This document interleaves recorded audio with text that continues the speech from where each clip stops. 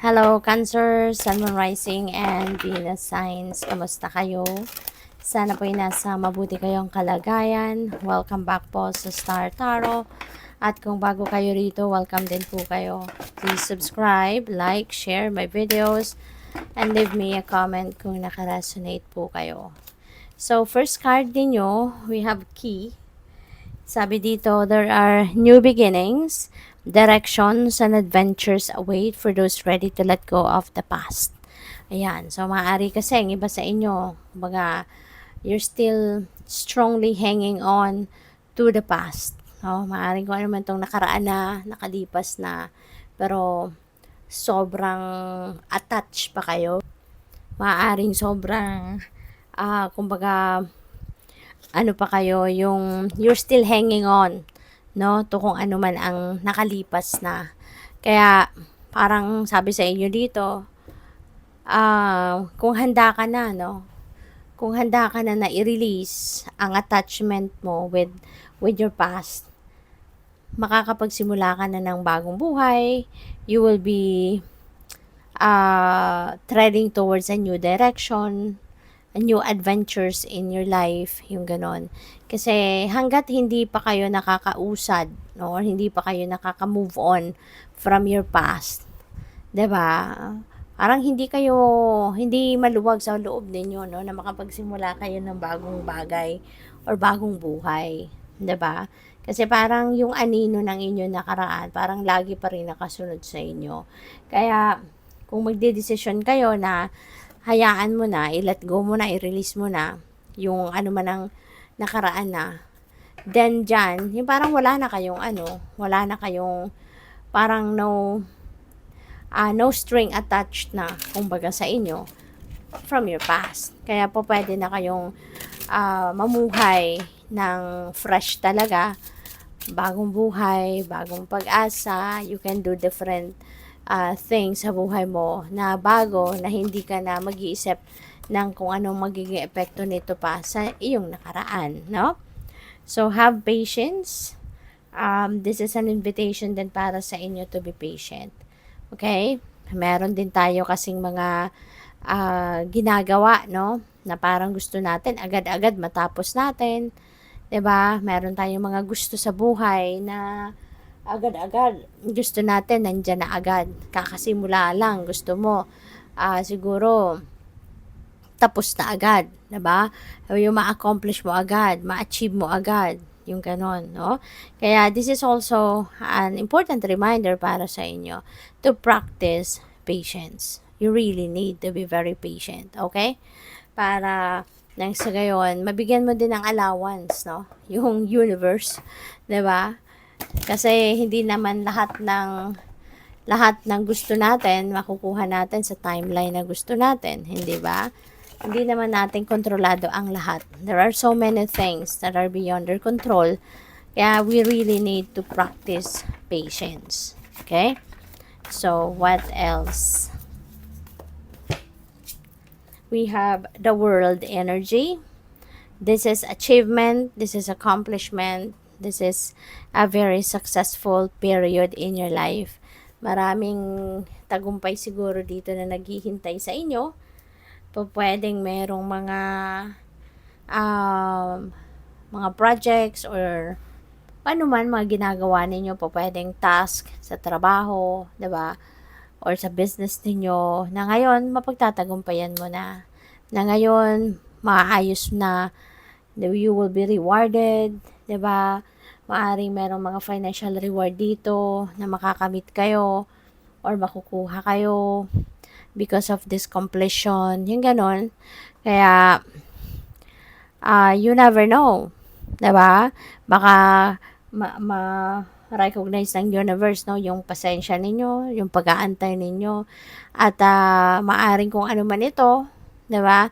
Na pagtatagumpayan ninyo rito, baka ikakagulat mo pa to kasi parang hindi mo pa to inaasahan na ngayon na, 'di ba? Matatapos mo na to. Pero maaaring magkaroon ng miracle, no? At hindi mo inaasahan, ito na, nangyari na, 'di ba? So, kasi, 'di ba, God works in mysterious ways. maraming mga bagay, no, ang nag-unfold sa buhay natin na hindi rin natin mahanapan ng dahilan ng rason, hindi ba? May mga miracles. Kaya, anything is possible dito. You know?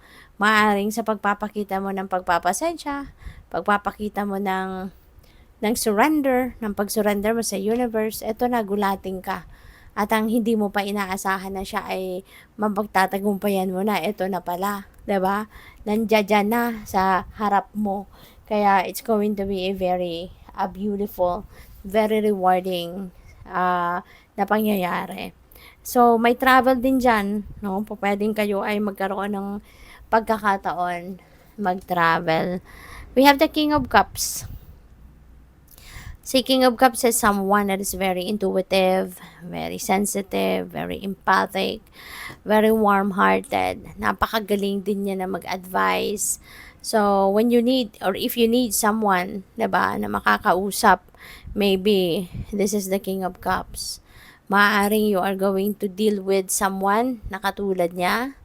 Diba? Maaaring meron kang importanteng rason, 'di ba? Para lumapit ka sa isang katulad ni King of Cups na magpapa-advise ka, 'di ba? Someone na pwedeng siya yung magiging daan para magkaroon kayo ng clarity, ng enlightenment, yung ganon. So, what else? We have the Seven of Pentacles. Okay? Seven of Pentacles, parang you've done something already dito, no? Kumbaga nakapag-invest ka na ng effort, ng time, ng energy into something. And ngayon naghihintay ka na lang, no, ng tagumpay. Naghihintay ka na lang ng resulta, no, ng mga pinagsikapan mo, pinagtrabahuan mo rito. And maganda rito kasi parang nagpapakita ka dito ng pasensya. Talaga. Maybe you're definitely going to practice patience. Kasi, hawak mo lang yung shovel, diba? Nakatayo na. So, ibig sabihin dito, na naghihintay ka na lang. No?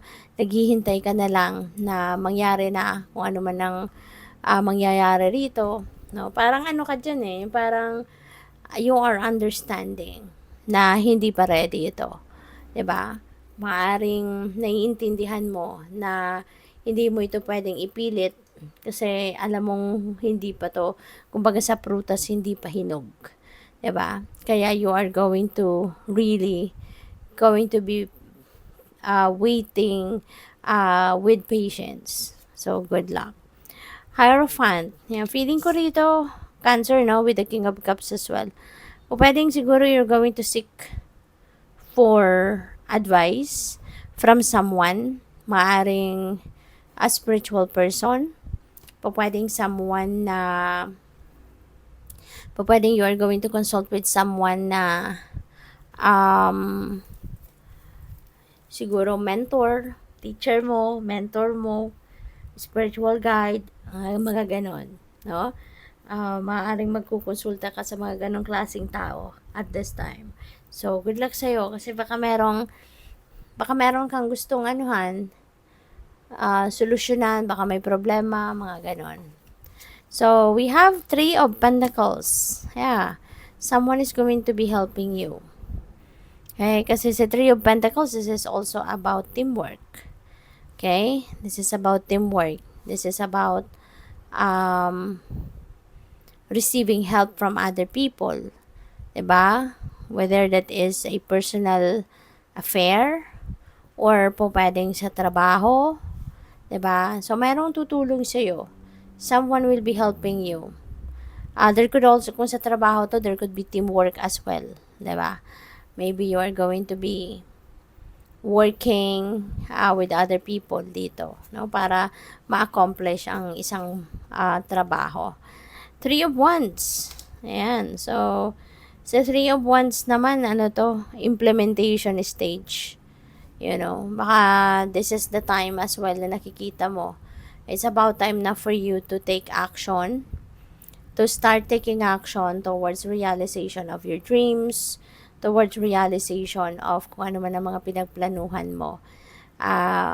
maari na nakikita mo na sa ngayon ng pagkakataon, this is the right timing for you to, implement those plans, no? Yun ang nakikita ko dyan. So, you're definitely going to take action. You are ready to take on a new adventure as well. So, good luck sa'yo. Thank you for watching. Love and light. Namaste.